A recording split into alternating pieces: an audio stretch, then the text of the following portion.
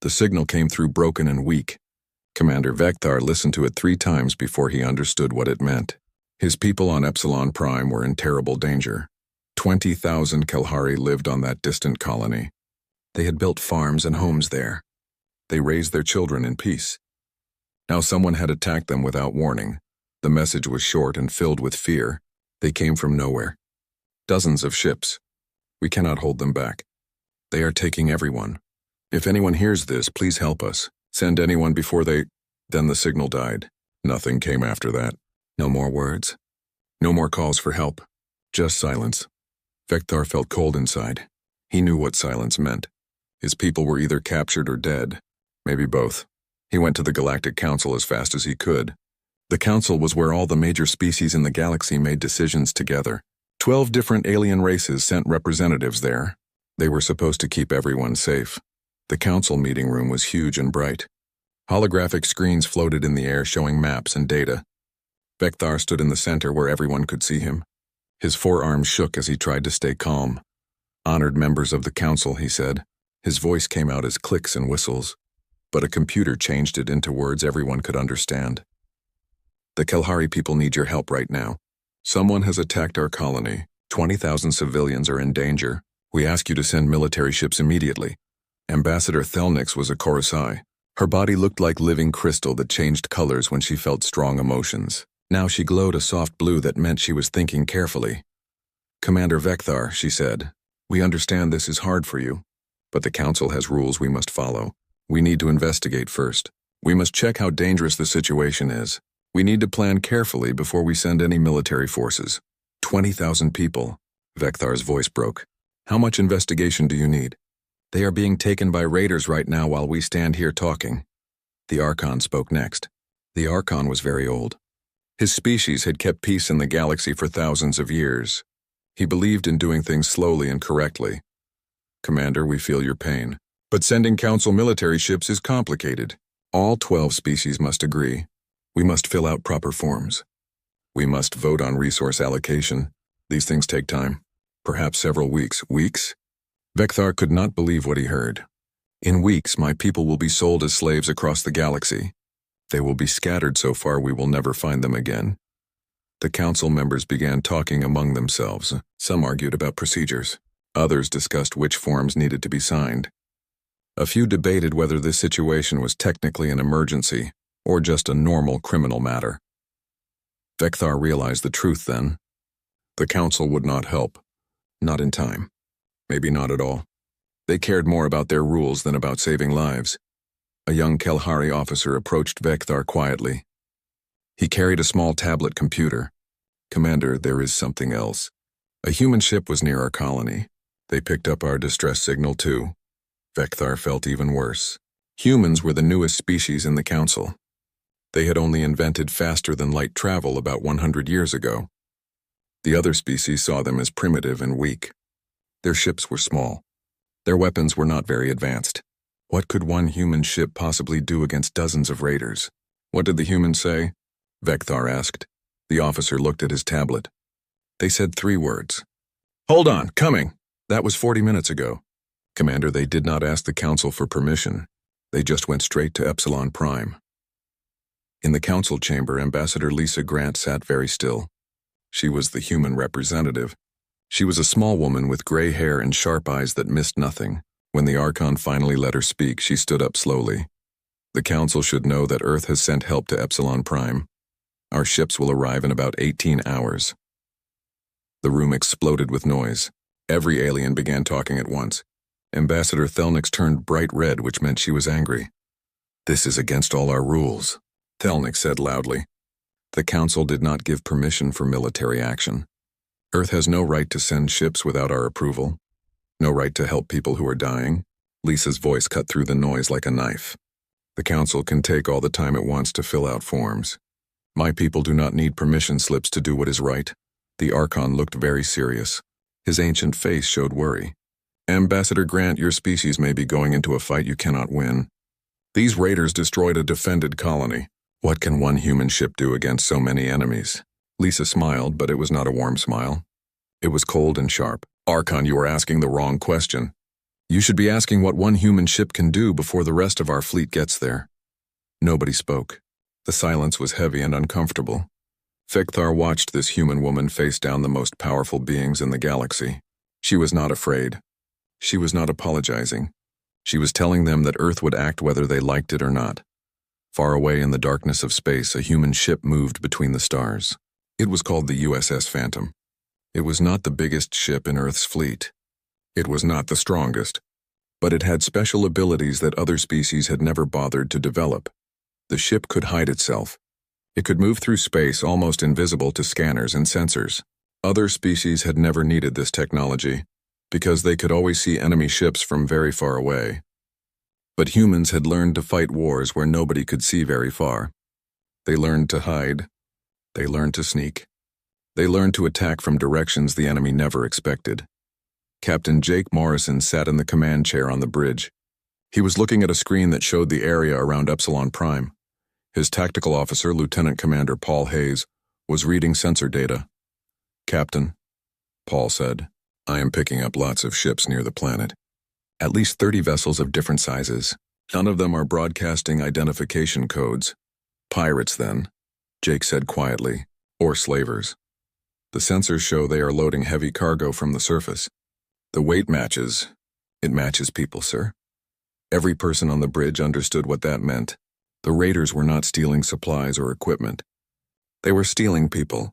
They were going to sell them as slaves. Commander Amy Foster was Jake's second in command.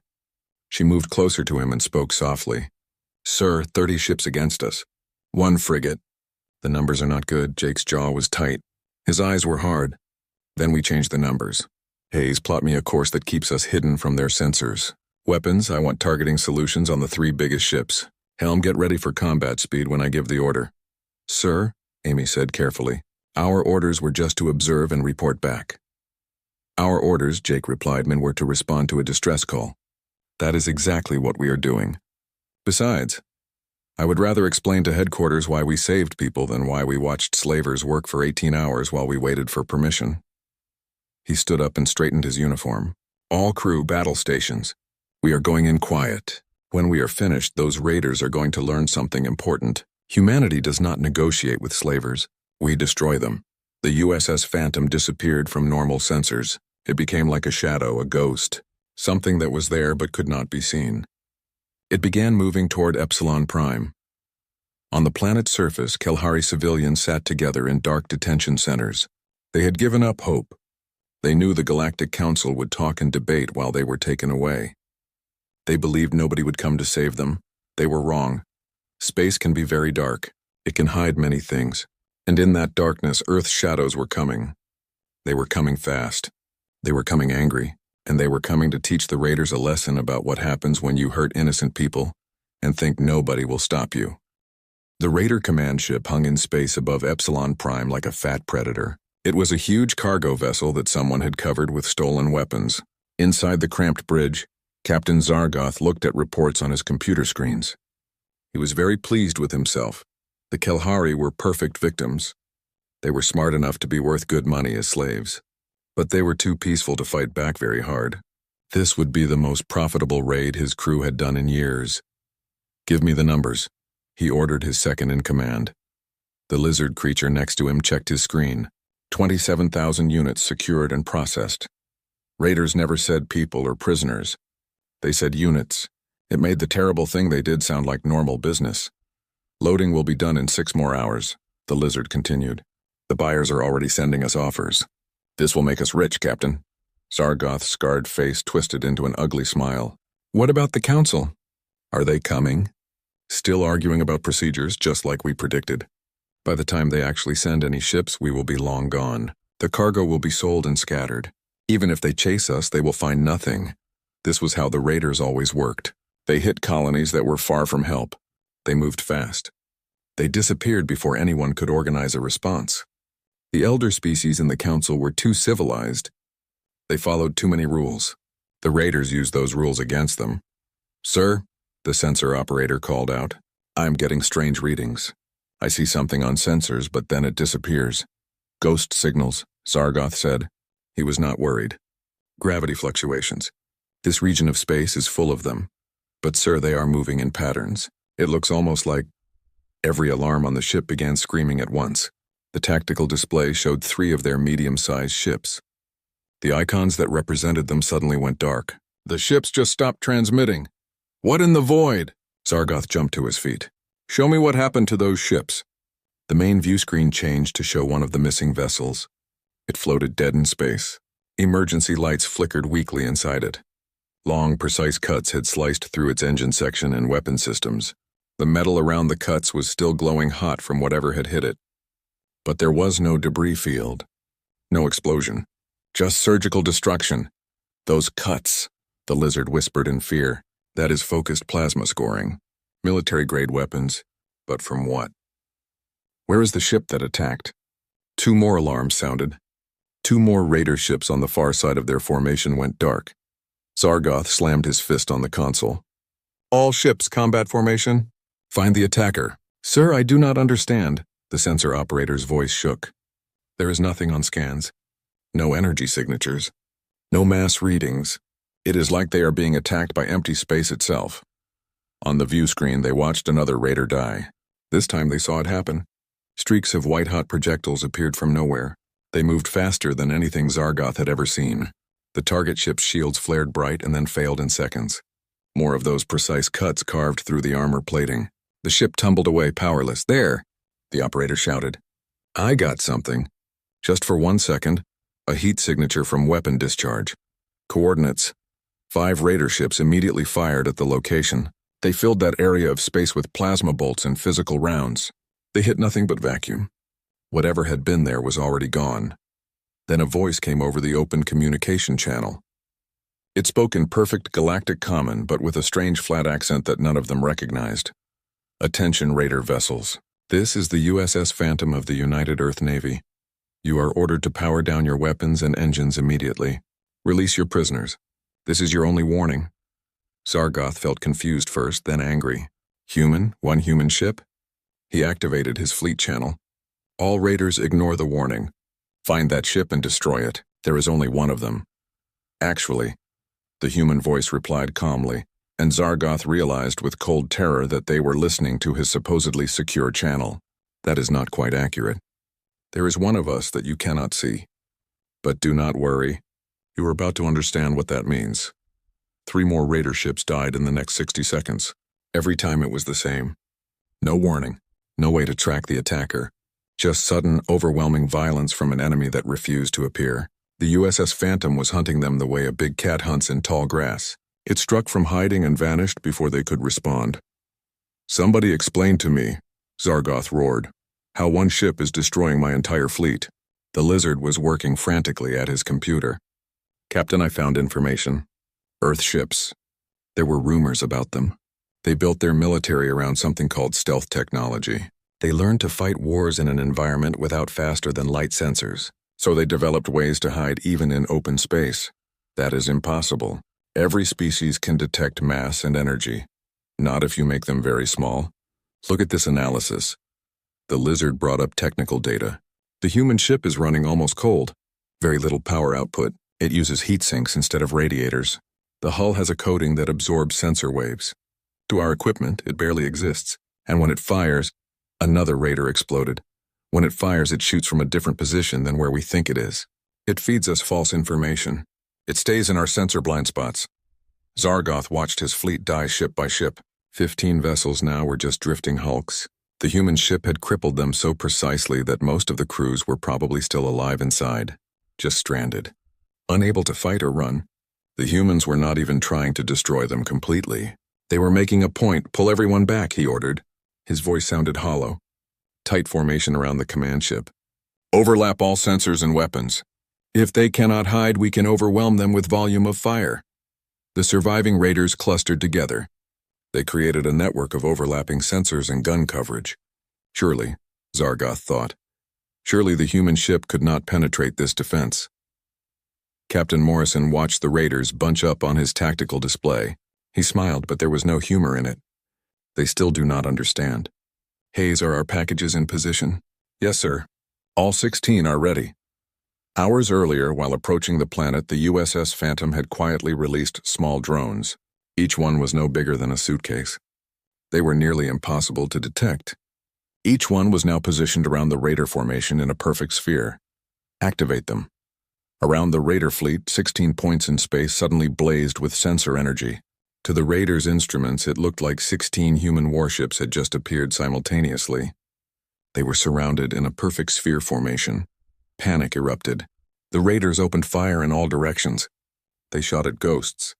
They wasted ammunition on empty space.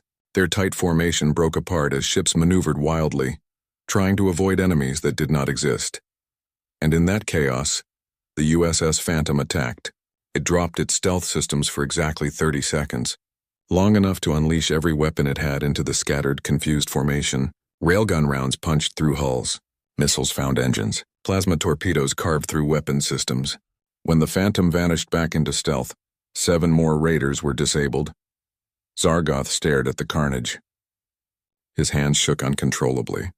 22 ships. One human vessel had destroyed or disabled 22 of his ships, and they had never even gotten a clear shot at it. "Captain," his communications officer called weakly, "the human is hailing us again." Morrison's voice was colder now. "You have 2 options. Option 1 is to power down immediately, surrender your crews, and release every single prisoner. Option 2 is that I continue what I am doing until there is nothing left but wreckage. You have 60 seconds to choose." Zargoth looked at his remaining ships, his broken fleet, his ruined reputation. He understood something in that moment that would soon spread throughout the criminal underworld. Humanity was dangerous, not because they were stronger, but because they fought in ways nobody else had imagined. They were patient. They were precise. And they were absolutely merciless when they believed they were doing the right thing. "We surrender," he said. The words tasted like poison in his mouth. Across the Raider fleet, ships began shutting down their weapons and engines. On the surface of Epsilon Prime, in the dark detention centers, Kelhari prisoners heard their guards suddenly running away in panic. They heard the ships above going silent. They did not understand what had happened yet, but above them, invisible in the darkness of space, a single human ship hung victoriously. The USS Phantom had done the impossible. One small vessel had defeated an entire fleet, not through superior firepower, not through bigger ships or better shields, but through cunning, stealth, and absolute determination. Commander Vekthar would receive the message in just a few minutes. The colony was secure. The Raiders were neutralized. The prisoners were safe. His people were saved. Earth's shadows had arrived first. They had come when nobody else would. They had fought when nobody else could. And the galaxy was about to learn that humanity, despite being young and small by galactic standards, was not to be underestimated. The USS Phantom reactivated its stealth systems and disappeared from all sensors once more, but its presence would be felt across the stars. The Raiders had learned a hard lesson, and soon everyone else would learn it too. When humans said they were coming to help, they meant it, and nothing would stop them. The emergency meeting of the Galactic Council was already happening when Lisa Grant walked into the chamber. The holographic displays were showing live video from Epsilon Prime. 23 disabled Raider ships floated in orbit. Their crews were in custody. On the planet's surface, Kelhari civilians were coming out of the detention centers. They were shaken but alive. Ambassador Thelnix was speaking when Lisa took her seat. Her crystalline body was flashing angry red colors. "This is a clear violation of Council authority. Earth had no permission to engage in military action. This sets a very dangerous precedent." The Archon nodded his ancient head slowly. "Ambassador Grant, while we acknowledge that the outcome was good, the human ship acted without authorization. The Council cannot function properly if member species conduct independent military operations." Lisa stood up. Her face showed nothing. "With respect, Archon, the Council was not functioning at all. 20,000 civilians were being loaded onto slave ships while we sat here debating procedure. The USS Phantom did not violate Council authority because the Council had not exercised any authority. We simply filled a vacuum." "A vacuum?" Thelnix's colors flashed brighter. "We were following proper protocol. Military intervention requires assessment, resource allocation, and strategic planning. These things take time. Time those people did not have," Lisa replied sharply. "While you were planning, one human ship accomplished what this entire council was too slow to attempt. Perhaps the question is not why we acted, but why you did not." The chamber erupted with angry voices. Several ambassadors demanded that Earth be punished. Others more quietly expressed grudging respect.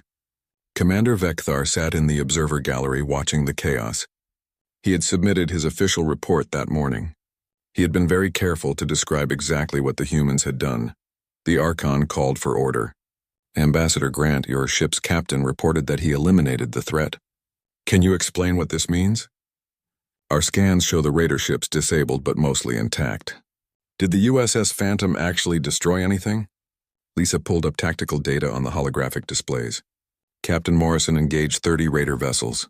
He disabled 23 without any loss of life to raider crew members. The remaining 7 ships retreated before they could be engaged. Every hostile ship was surgically crippled. Their weapons and engines were neutralized. No civilian casualties. No collateral damage. The raiders are alive and in custody, waiting for council justice. The chamber became quiet as the council members looked at this information. An ambassador from the Trill species spoke up. The Trill had fought wars for 10,000 years. They understood military matters. Ambassador Grant, I have reviewed the tactical reports. This level of precision is extraordinary. My own people would have suffered losses achieving the same result. How did one ship accomplish this? Captain Morrison used stealth approach, advanced electronic warfare, and superior tactical positioning. He fought smart, not just hard. But the technology, Thelnix interrupted. Your stealth systems. The Council has no record of such capabilities in Earth's military files. Have you been hiding military assets from us? Lisa's smile was thin and cold. We have been honest about our capabilities. The Council simply never asked the right questions. You assume that because we are young and our ships are smaller, we must be primitive. You never considered that we might have developed different solutions to the same problems. The Trill ambassador leaned forward. He seemed genuinely curious now. Different in what way? Every species in this council developed faster than light travel before developing sophisticated stealth technology. You could always see your enemies coming from light years away, so you built bigger ships, stronger shields, and more powerful weapons. Earth did not have that advantage. We spent 100 years fighting wars where both sides were limited to light speed sensors. We learned to hide. We learned to misdirect. We learned to strike from unexpected angles. When we finally achieved faster than light travel, we brought those combat doctrines with us. She pulled up historical files from Earth's databases. We have submitted these records before, but I suspect nobody read them carefully. We built submarines that could hide beneath oceans for months. We created aircraft that were invisible to radar. We developed entire military operations built around deception and surprise.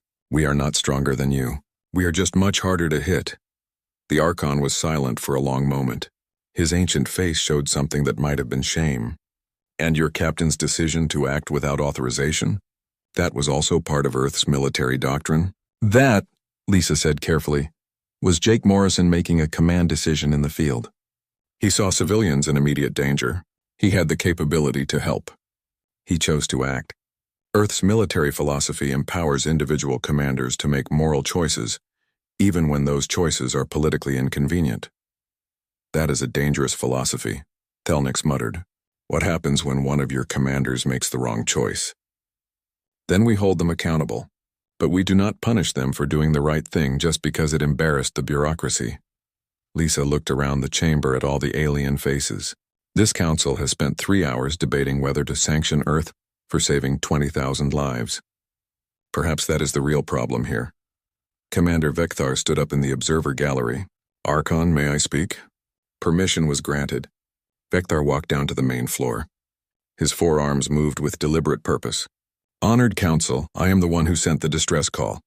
I sat in this very chamber and begged for help while my people were suffering. I was told to wait, to trust the process. I believed my people were lost forever. He turned to face Lisa directly. Then one human ship, smaller than most vessels in this chamber, accomplished in hours what the Council could not accomplish in days. My people are alive because Earth acted while the Council debated. Whatever sanctions you impose on the humans, please remember this. When the Kelhari needed help desperately, only one species answered that call. The chamber was completely silent. The Archon's face showed clear shame now. Commander Vekthar, the Council extends its formal apologies for the delay in our response. Your people's suffering was unconscionable and we failed you. Then make sure it never happens again. Vekthar replied firmly. reform your procedures, empower your members to act quickly, or accept that younger species like humanity will continue to solve problems while you debate the proper forms to fill out. The session continued for another hour. Many things were said, but the outcome was inevitable. No sanctions would be imposed on Earth. Instead, the Council commissioned a review of its emergency response protocols. Lisa knew it would take years to implement any real changes. But it was a beginning. As the session ended, the Trill ambassador approached Lisa quietly. Ambassador Grant speaking unofficially, many of us are grateful for what your ship did. But I must ask something. The USS Phantom is one vessel. How many more ships like it does Earth actually have? Lisa considered her answer very carefully. The truth was that Earth had 73 stealth frigates similar to the Phantom, plus another 100 ships of various designs that incorporated similar technology. But there was value in uncertainty, in letting potential enemies wonder. Enough, she said simply. We have enough ships. The Trill's expression suggested he understood perfectly what was being left unsaid. He nodded slowly. The galaxy is about to become a much more interesting place, I think. On the bridge of the USS Phantom, still in orbit around Epsilon Prime, Captain Morrison watched Kalhari civilians board transport ships that would take them home. His crew was exhausted but satisfied. They had done something that truly mattered. Paul Hayes approached him with a data tablet. Sir, we are receiving a lot of messages. From who? From everyone. Fleet Command is recommending you for a commendation. The diplomatic corps is suggesting they might want to kill you. The Kalhari government is offering you honorary citizenship. And apparently, sir, you have become somewhat famous. Morrison frowned. He did not like fame. Famous how? Hayes pulled up news feeds from across the galactic communication network. The story was spreading incredibly fast. 1 human ship against 30 raiders. A perfect tactical victory with 0 friendly casualties. But it was not just the military success that had captured everyone's attention. It was the speed, the decisiveness, the willingness to act when the established powers would not. They are calling us Earth's shadows, Hayes said. Ships that appear from nowhere, strike without warning, and vanish before anyone can respond. Some species are terrified of us now. Others are fascinated.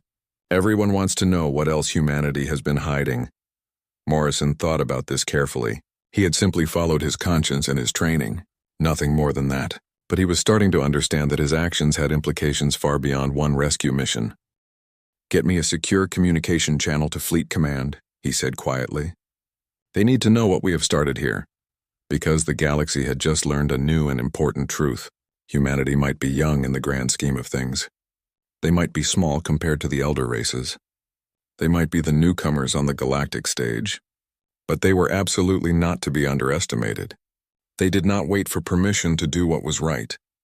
And they had spent a very long time learning how to fight effectively in the dark. The elder races had ruled the galaxy through strength and ancient tradition. But traditions could be challenged. And shadows humanity had learned long ago were often more powerful than light. The game had changed. Earth had proven they could act independently. They could protect those who needed protection. And they would not be stopped by bureaucracy or outdated procedures. The galaxy would never be quite the same again. 3 weeks after the incident at Epsilon Prime, Captain Morrison stood in the briefing room of the USS Phantom. He was looking at a holographic star map. Red markers showed locations where raiders had attacked colonies in the past year. There were dozens of them. Green markers showed where human ships had been sent to respond to new distress calls. There were 15 green markers already.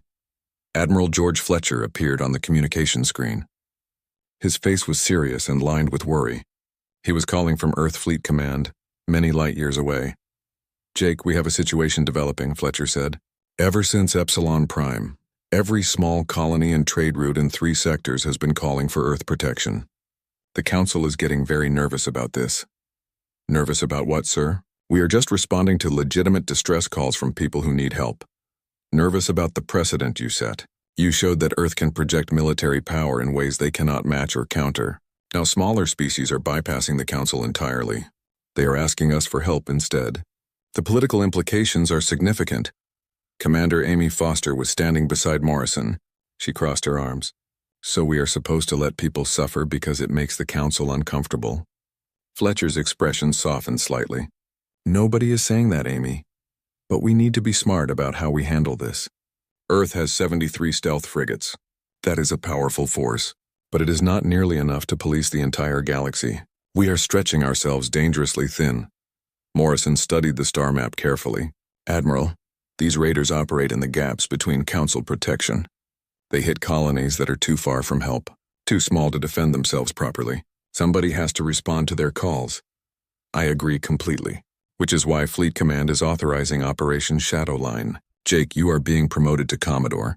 You will command a task force of 8 stealth frigates. Your mission is to establish rapid response protocols in the frontier sectors. Amy's eyes widened in surprise. Sir, 8 ships to cover this much space? That seems impossible. It is what we can spare without leaving Earth itself vulnerable. But those 8 ships can appear to be in multiple places if you coordinate them properly, and the psychological effect of Earth's presence will be very significant. These raiders are used to operating without fear. Your job is to change that equation permanently. Morrison accepted his new orders, but his mind was already working through the difficult logistics. 8 ships, dozens of potential target zones, raiders who now knew that Earth was actively hunting them. This would be a very different kind of warfare than Epsilon Prime. On the Kalhari homeworld, Commander Vekthar faced his own political challenges. He stood before the Kalhari Council of Elders. They were debating his proposal to accept Earth's Emergency Defense Pact. You propose, Elder Meltara said coldly, to place our entire security in the hands of a species that has barely been in space for 1 century. This seems like madness to me. Elder, with great respect, the Galactic Council failed us completely. Earth saved us. The choice seems very clear. The choice, another elder countered, makes us dependent on an unknown power. What do we truly know about human intentions? What do they really want? Vekthar's forearms gestured emphatically. I know that when my people were being loaded onto slave ships, 1 human captain risked his career and his crew to save them. I know that Earth has extended similar protection to 17 other colonies since then. I know that raiders now actively avoid systems where human ships patrol. These are facts, not speculation. But at what cost? Meltara pressed. The humans refuse any payment. They ask for no territorial concessions. They claim to want nothing but friendship. In my long experience, Commander, nobody offers something for nothing. There is always a price. Vekthar had anticipated this argument. Perhaps humans operate under a different philosophy than we are used to. Their species spent centuries divided into competing nations on their homeworld. They learned the hard way that cooperation serves everyone's interests better than conflict.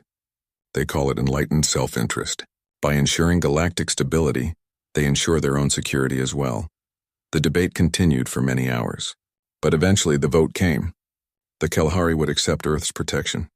They were joining a growing coalition of species who were placing their faith in the newcomers rather than the ancient council. Across the galaxy, in the lawless region called the Drax Expanse, the surviving raider captains held a very different kind of meeting. Zargoth stood before the Syndicate Council. This was the loose coalition of pirate lords who controlled the criminal underworld. His reputation was destroyed. His career was over, but he still had information they needed. You failed catastrophically, Syndicate leader Vorash stated flatly. 30 ships against 1. This is humiliating for all of us. The humans fight in ways we have never encountered before, Zargoth protested weakly. Their stealth technology, their tactics, their willingness to are irrelevant to this discussion. You let 1 small ship destroy your entire operation. Vorash's multiple eyes fixed on Zargoth with cold contempt. However, your failure has provided valuable intelligence. We now know what Earth is capable of doing. More importantly, we know their limitations. A holographic display activated. It showed the current deployment of Earth's ships across known space. They have perhaps 100 vessels total. Impressive for a young species, yes, but completely insufficient to cover the entire galaxy. They are reactive, responding to threats as they appear. If we force them to spread their resources too thin, they will inevitably fail. Another pirate lord leaned forward. He was a Kresh whose body had been heavily modified with cybernetic implants. What exactly are you proposing, Vorash? Simultaneous strikes across multiple sectors, 20 different locations, all coordinated attacks happening at the same time. The humans cannot possibly be everywhere at once. Most of our operations will succeed. And when the galaxy sees that Earth's protection is unreliable, this foolish faith in the newcomers will collapse completely. Zargoth felt a cold certainty in his gut. You will start a war with Earth. We will remind everyone of their proper place in the natural order. The strong take what they want. The weak suffer. That is how the galaxy has always worked. The humans are trying to change that ancient equation. They must be shown the complete futility of their naive idealism. The plan was set in motion quickly. Across 30 different systems, Raider cells began preparing for the largest coordinated attack in decades. They would strike hard, strike fast, and strike simultaneously. Earth's shadows would be forced into the open light. Their limitations would be exposed for everyone to see. Back on the USS Phantom, now the flagship of Morrison's new task force, Lieutenant Hayes detected something unusual in the communication networks. Commodore, I am picking up increased chatter on known pirate frequencies. It is heavily encrypted, but the sheer volume is significant. Morrison and Amy exchanged meaningful glances. Can you do pattern analysis on it? Working on it now, sir. But if I had to guess, based on the patterns, this looks like coordination. Multiple criminal cells are communicating with each other, synchronizing something big. Force dispersal, Amy said quietly. They are going to hit multiple targets at the same time. Force us to choose who we can save and who we have to abandon. Morrison pulled up the deployment map showing his task force positions. 8 ships spread across 3 sectors. If the Raiders struck simultaneously at 20 different points, they could respond to less than half of them. The mathematics were brutal and absolutely clear. Get me a secure communication channel to Fleet Command and every ship in the task force immediately. We need to completely rethink our strategy. Over the next 72 hours, Morrison worked intensively with his ship commanders to develop a new approach. They could not physically be everywhere, but they could create a convincing illusion that they might be anywhere. They seeded hundreds more sensor drones across the frontier. They established rapid deployment protocols. They began coordinating closely with allied species who were willing to serve as their eyes and ears across vast distances. The Kalahari, deeply grateful for their rescue, offered their extensive long-range sensor network. Other species contributed intelligence assets and patrol ships. What emerged was an informal but effective network of cooperation, with Earth's stealth ships serving as the rapid reaction strike force. It was not a perfect system. It would not save everyone, but it gave them a real fighting chance against the coming storm.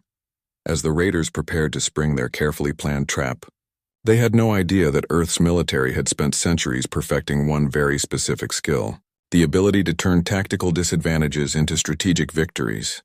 Humanity had fought while outnumbered many times before in their history. They knew exactly how to make 8 ships feel like 80. The game of shadows was about to escalate dramatically, and the galaxy would learn a hard lesson. Underestimating humanity was always a serious mistake. Because humans did not just fight with ships and weapons and technology.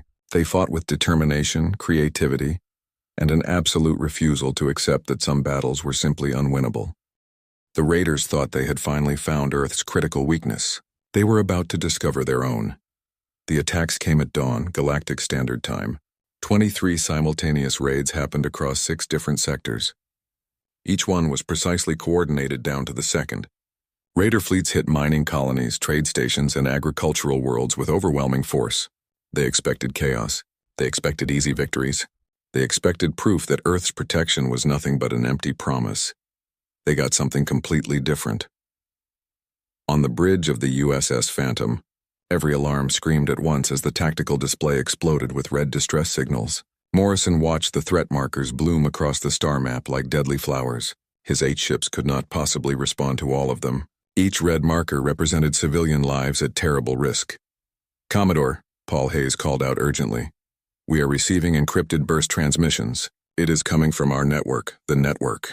Over the past 3 weeks, Morrison's task force had worked closely with 17 different species to build an early warning system. Now that investment was paying off in a big way. The Kalahari sensor arrays had detected the Raiders massing hours before the actual attacks began. Allied ships, both civilian vessels and light patrol craft, had been quietly repositioned near the most likely targets during the night. Activate Response Protocol Omega, Morrison ordered calmly. All ships execute pre-planned deployments immediately, and launch the surprise package. Across 6 sectors, the coordination was absolutely beautiful to watch. The USS Phantom and 3 other stealth frigates accelerated to full combat speed, but they were not heading toward the nearest attacks. They were heading straight toward the raiders' staging areas and supply bases. 4 more human ships positioned themselves strategically at key jump points, ready to intercept any raiders who tried to flee with prisoners. And then the surprise activated. At 15 of the 23 attack sites, what appeared to be human warships suddenly materialized on every scanner. The raiders, expecting minimal resistance, found themselves apparently facing Earth military forces at nearly every single target. But the ships were not real. They were sophisticated decoys that Morrison had seeded over the past 2 weeks. Insurance against exactly this kind of coordinated mass attack. The decoys projected false sensor signatures. They broadcast threatening messages in multiple languages. They maneuvered like real warships.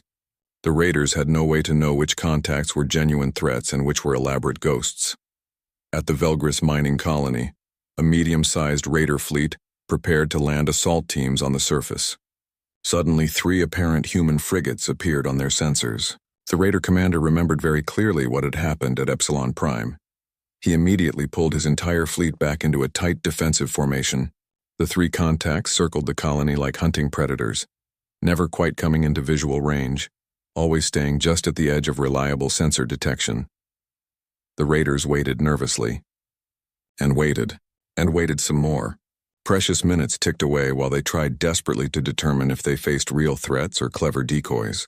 By the time they finally realized the ships were sophisticated illusions, a real human frigate called the USS Shadow had dropped out of stealth directly behind their formation. It disabled half their ships in the first devastating salvo before they could even react. At the Thorin trade station, the raiders never even made it into attack range. Kalahari patrol ships, carefully coordinated by human tactical officers, had been pre-positioned along the most likely approach vector. When the raiders emerged from faster-than-light travel, they flew straight into a carefully prepared ambush. The Kalahari ships could not match the raiders in raw firepower. But they did not need to match them. They just needed to slow them down and keep them busy for 8 critical minutes until the USS Wraith arrived to finish the job. The pattern repeated itself across all the sectors.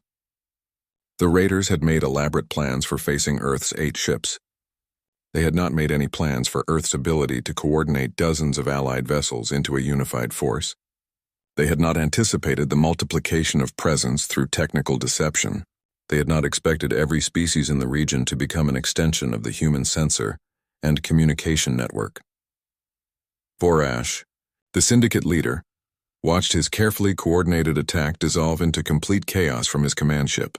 He sat safely outside all the battle zones, monitoring the operation remotely through encrypted channels. What he saw on his screens made his blood run ice cold. How is this possible? He demanded angrily. How are they everywhere at once? His intelligence officer was frantically analyzing the tactical data streaming in. They are not everywhere, Lord Vorash. Deep analysis suggests only 8 actual human ships are engaged in combat. But they are using allied forces extensively. They are using decoys and false signatures. They are using pre-positioned defensive assets. They knew we were coming, Lord Vorash. They had time to prepare. That is impossible. Our communications were heavily encrypted using military-grade systems. Not encrypted well enough, apparently. The humans have access to Kalahari sensor networks, Thronian intelligence services, and 24 other allied information sources. They have built a real alliance, Lord Vorash. One based on genuine mutual protection rather than fear and intimidation. Vorash stared at the tactical displays as raider after raider reported either engagement with human forces or immediate retreat due to unexpected heavy resistance. Of the 23 carefully planned attacks, only 4 had achieved any initial success in actually capturing prisoners. And even those 4 raider groups were now completely trapped, unable to escape through the jump points where human ships waited patiently in ambush. Order everyone to pull back immediately, Vorash commanded. His voice sounded hollow and defeated. Any ship that has not completed their raid must abort the mission right now. Those ships with prisoners should scatter on random vectors and hope they get lucky. But his order came too late. Morrison had accurately predicted the retreat command.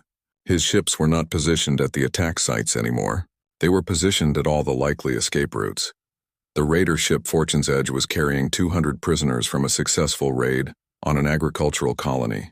They jumped to what their navigation computers said should be a completely safe system. Instead, they emerged from faster-than-light travel to find the USS Phantom waiting for them. Its stealth systems were completely dropped. Its weapons were hot and ready. This is Commodore Jake Morrison of the United Earth Navy. You are surrounded and completely outgunned. Release your prisoners immediately and surrender your vessel. You have exactly 30 seconds to comply with this order. The raider captain looked desperately at his sensors. He only saw one human ship, just one. There is only one of them. We can fight our way past in 20 seconds remaining. 7 more raider ships suddenly jumped into the same system. They were all fleeing from different failed attack sites. They saw the USS Phantom waiting and, recognizing it instantly from the legends that were already spreading throughout the entire criminal underworld, they immediately activated emergency faster-than-light jumps without even bothering to check their navigation calculations. 2 ships collided with each other in the rushed escape attempt. 3 more jumped directly into the dangerous gravity well of a nearby star and were never heard from again. The Fortune's Edge surrendered without firing a single shot. Across all 6 sectors, the story repeated itself over and over. Of the 23 raider attacks, 18 were completely prevented before they could capture anyone. 4 managed to take prisoners initially, but those captives were all recovered within just a few hours. Only one single raid succeeded in actually escaping with prisoners. 1 ship carrying 50 terrified people. Morrison himself personally led the task force that tracked them down just 6 hours later. The coordinated attack, carefully designed to expose Earth's fundamental weakness, had instead revealed a terrifying new truth about humanity. They did not need to be physically everywhere. They just needed to be smart enough and well-coordinated enough to make every potential enemy think they could be anywhere at any moment. 3 days after the failed mass attack, Morrison stood before the Galactic Council once again. This time he appeared via holographic link from the Phantom's bridge. The chamber was more crowded than usual. The successful defense had attracted serious attention from species across the galaxy. Commodore Morrison, the Archon began formally. Your official report indicates that your task force, with extensive assistance from allied species, successfully repelled the largest coordinated pirate attack in recorded history. The Council formally commends your efforts and those of your allies. Thank you, Archon. But the real credit belongs to our allies as much as to Earth. The Kelhari, the Throni, and 17 other species contributed vital intelligence, ships, and coordination. This was a truly collective victory. Ambassador Thelnix, who had been so harshly critical just weeks earlier, spoke up. Her tone was different now, more thoughtful. Commodore, you have essentially created an alternative security network that operates outside traditional Council oversight. Some members still find this development concerning. Morrison's expression became harder. His jaw tightened. With sincere respect, Ambassador, we created a security network because the Council's traditional oversight was not protecting anyone effectively. We did not seek to replace the Council. We sought to fill dangerous gaps that the Council could not or would not cover adequately. The Trill Ambassador stood up to speak. Perhaps the real question is not whether Earth's network is appropriate, but whether the Council itself should adopt similar operational methods. The Commodore has clearly demonstrated that rapid response and close alliance coordination are far more effective than our traditional military deployment models. Now the chamber immediately erupted into intense debate.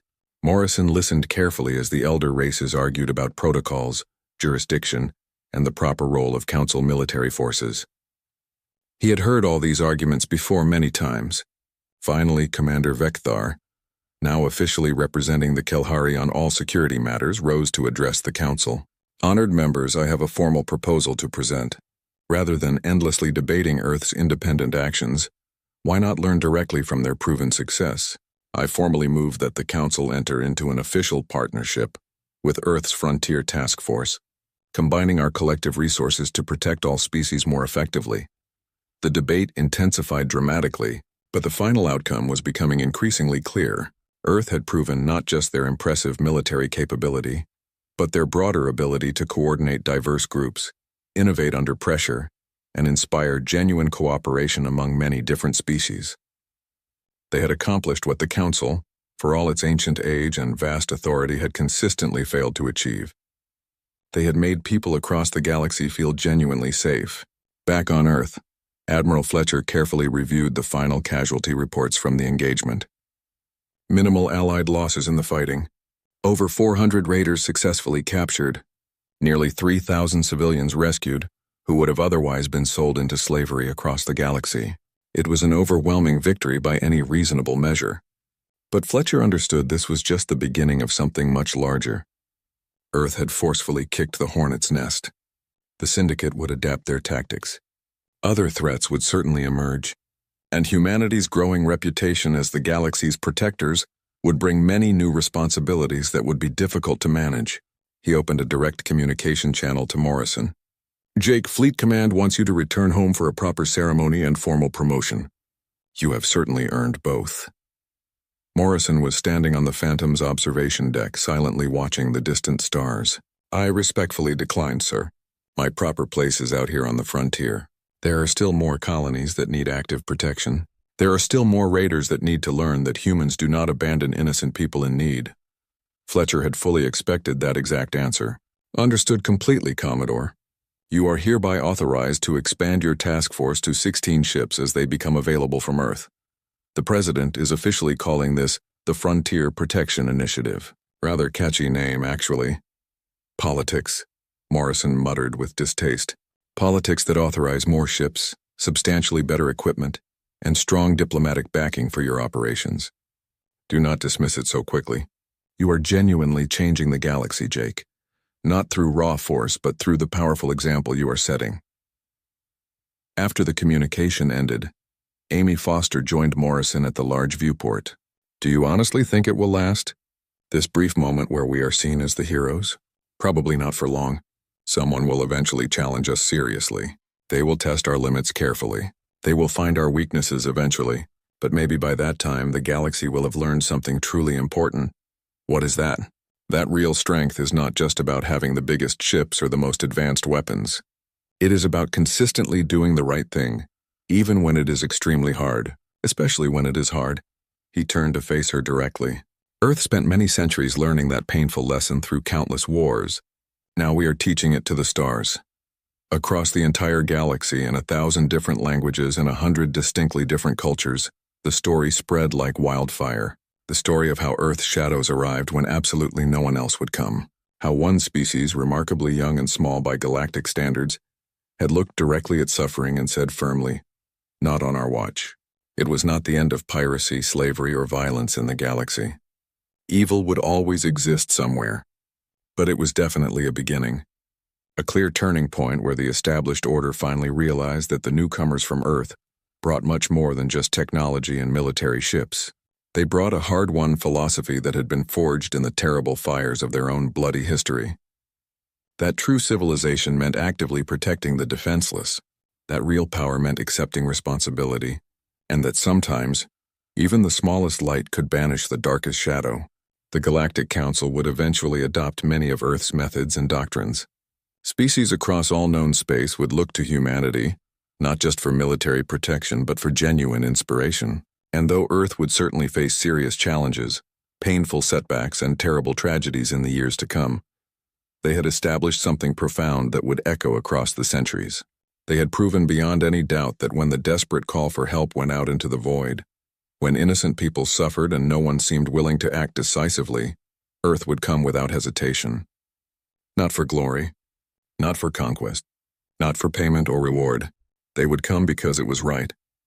They thought no one would come to save them. They were completely wrong. Earth's shadows had arrived first, and the galaxy would never be quite the same again.